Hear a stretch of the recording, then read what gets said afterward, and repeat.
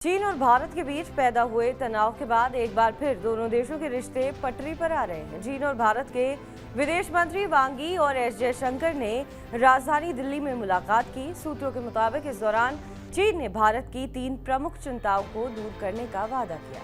चीन के विदेश मंत्री वांग यी ने भारत के विदेश मंत्री को बताया कि चीन फर्टिलाइजर, दुर्लभ धातु और सुरंग बनाने की मशीनरी की सप्लाई का ध्यान रख रहा है। चीन के विदेश मंत्री ने अपने दौरे के दौरान भारत को फर्टिलाइजर को लेकर मदद करने का वादा किया है। इससे एक उम्मीद जगी है कि क्या भारत की खाद की चिंता दूर होगी। दरअसल डायमोनियम फॉस्फेट यानी डीएपी एक अहम फर्टिलाइजर होता है जिसमें फास्फोरस होता है, जो फसलों की जड़ और ऊपरी हिस्से के विकास की शुरुआती चरणों में काफी अहम होता है।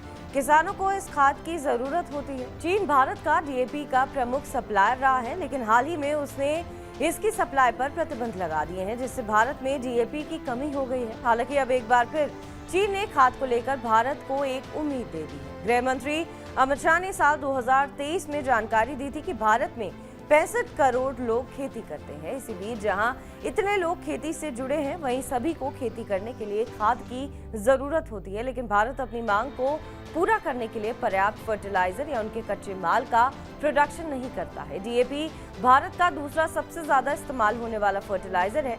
इसकी सालाना औसत बिक्री तकरीबन 100 लाख टन से ज्यादा है। इसके एक बड़े हिस्से को इंपोर्ट किया जाता है। 57 लाख टन चीन भारत का फॉस्फेट फर्टिलाइजर का प्रमुख सप्लायर रहा है, लेकिन हाल ही में चीन ने इसके एक्सपोर्ट पर पाबंदी लगाई है, जिसके चलते इसे भारत में डीएपी की कमी हुई है। एमओपी यानी म्यूरिएट ऑफ पोटाश भारत पूरी तरह से एमओपी के लिए इंपोर्ट पर निर्भर है, क्योंकि देश में कोई घरेलू पोटाश भंडार नहीं है। इसी के बाद अब एक बार फिर चीन ने फर्टिलाइजर को लेकर भारत की तरफ मदद का हाथ बढ़ाया है। चीन के विदेश मंत्री के साथ हुई मीटिंग में जयशंकर ने कहा कि मतभेदों को दोनों देशों के बीच विवाद नहीं बनना चाहिए। इस मौके पर चीन के विदेश मंत्री वांग ने कहा है कि दोनों पक्षों को अपने पुराने 75 सालों से सबक सीखना चाहिए। सही रणनीतिक धारणा को बढ़ावा देना चाहिए। एक दूसरे को प्रतिद्वंदी या फिर खतरा मानने की बजाय पार्टनर के तौर पर देखना चाहिए। वांग ने कहा कि चीन और भारत को द्विपक्षीय संबंधों को बेहतर बनाने की रफ्तार को मजबूत करना चाहिए। बहरहाल इस खबर पर आपका क्या कुछ कहना है, हमें कमेंट करके जरूर बताएं। बाकी देश विदेश की तमाम बड़ी खबरों के लिए आप देखते रहें TV9 डिजिटल।